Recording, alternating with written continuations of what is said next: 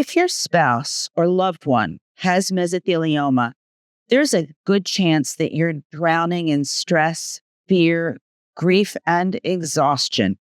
You might be wondering if you can get counseling or therapy to help you cope.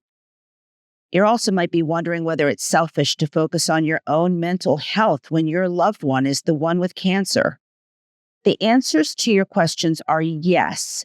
Counseling is available specifically for family members, and no, seeking help for yourself is not selfish. In fact, it's necessary.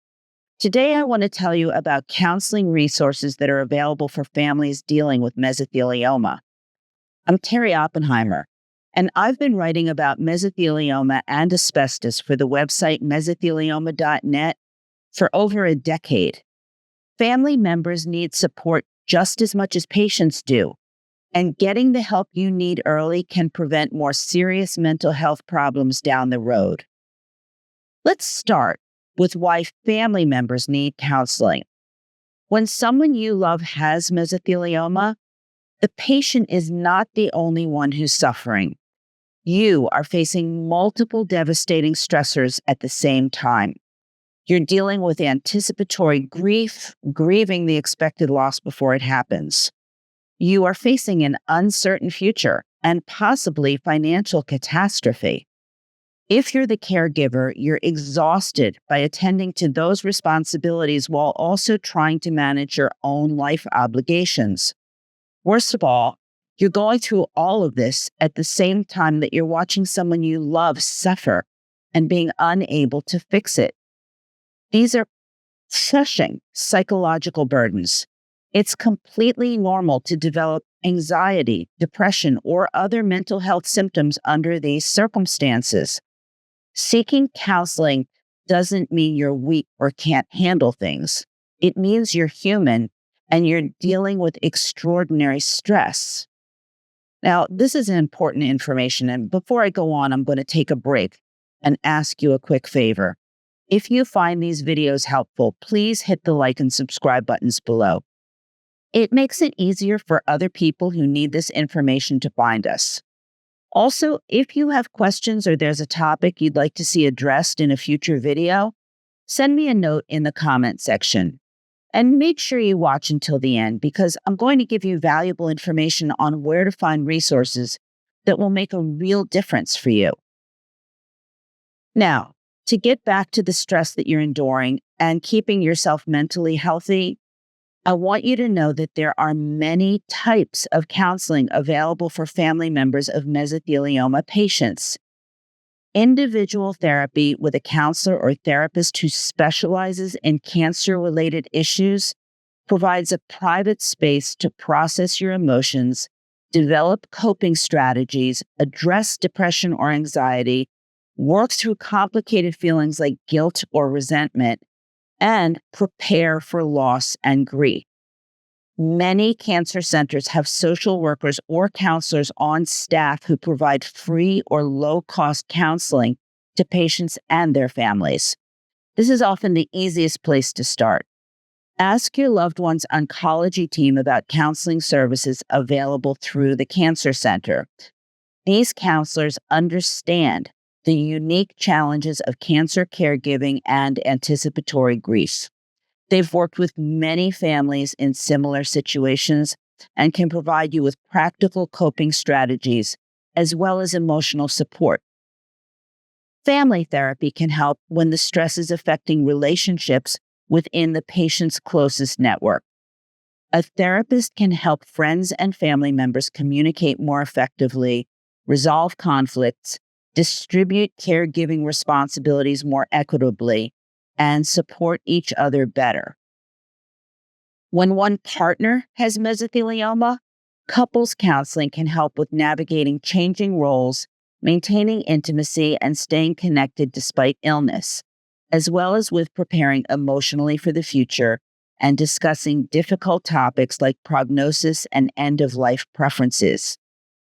There are support groups that are specifically for caregivers and family members that provide connection with others who are facing similar situations.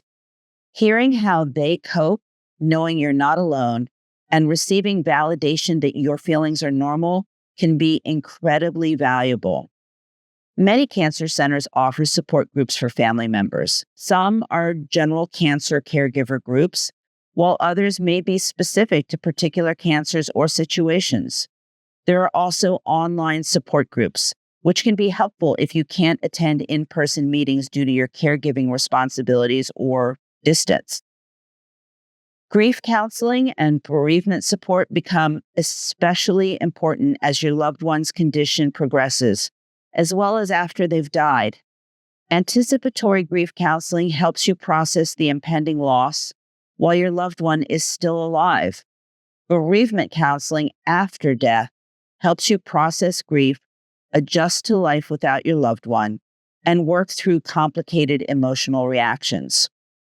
Many hospice programs provide bereavement counseling to family members for up to a year after a patient's death. This is typically made available even if your loved one wasn't under hospice care for very long. Specialized counseling for specific family situations includes counseling for children who need age-appropriate support when a parent or a grandparent has a serious illness. Child psychologists or child counselors who specialize in helping children cope with family illness can provide play therapy for young children, talk therapy for older children and teens, and family sessions to improve communication. School counselors can also provide support and can help teachers understand what the child is dealing with. There's also support for adult children dealing with a parent's illness, which addresses the complicated emotions of losing a parent while also managing their own families and careers. It also offers support for extended family members like grandchildren, siblings, or close friends who are also grieving. To access counseling, you can start by asking the oncology team or the cancer center's social worker what counseling services are available through the hospital.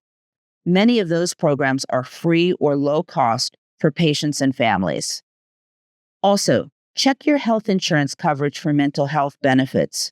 Most insurance plans do cover some mental health counseling, though you might have copays and session limits. You might want to see a private therapist who specializes in grief, cancer-related issues, or family therapy, so it's important to look into this. You can contact cancer-specific organizations that provide counseling. Cancer Care offers free professional counseling to anyone affected by cancer, whether they're patients, caregivers, family members, or children. You can access counseling by phone, video, or in person in some locations. The American Cancer Society provides resources and can connect you with local counseling services. Some hospice organizations provide counseling to families even before a patient is formally enrolled in hospice care. Religious or spiritual counseling through churches, temples, mosques, or other faith communities can provide support for those who find comfort in faith. There are chaplains at hospitals who often work with families as well as with patients. Employee assistance programs through your workplace often provide free, short-term counseling, typically 3 to 8 sessions, for employees and sometimes for their family members. This can be a good place to start if you have these benefits. Online therapy platforms like BetterHelp or Talkspace, they provide counseling via text, video, or phone, and they may be easier to access when you've got caregiving responsibilities that make attending in-person appointments difficult or impossible. What about the cost of counseling if you don't have insurance or you have limited coverage? Many of the resources I've already mentioned provide free counseling. Cancer Care's counseling is free, regardless of income or insurance status. Cancer Center social workers often provide free counseling to families, and hospice bereavement programs are typically free. And some therapists offer sliding scale fees based on income.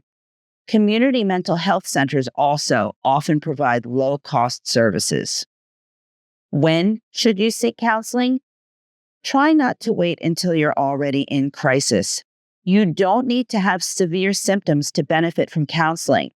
Many patients find that talking with a counselor helps them cope better, even if they're not meeting the criteria for depression or anxiety disorders.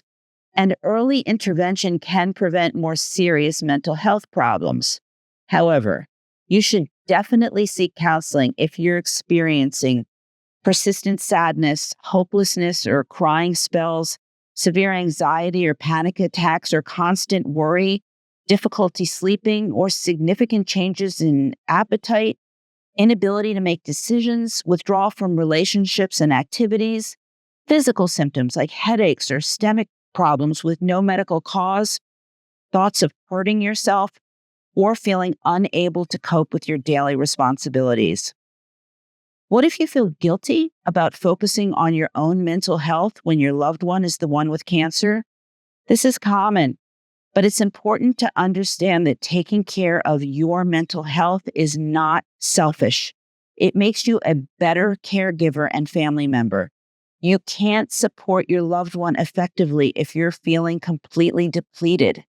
Getting counseling helps you be more present, more patient, more emotionally available, and better able to help with making difficult decisions. Your mental health matters independently of your role as caregiver. You're a whole person with your own needs. You're not just a support system for someone else. So to review, family members can and should get counseling for mesothelioma-related stress. Individual therapy, family counseling, support groups, grief counseling, and specialized services for children are all available. Many of these resources are free or low cost through cancer centers, cancer care, hospice programs, and other organizations. Taking care of your mental health isn't selfish. It's necessary for coping with extraordinary stress. So don't wait until you're in crisis to seek help. You can visit mesothelioma.net for information about counseling and other resources for families, or call 1-800-692-8608, or use the live chat feature on our website to speak directly with one of our helpful patient advocates right away. As for me, remember to post your questions below, and I'll see you next time.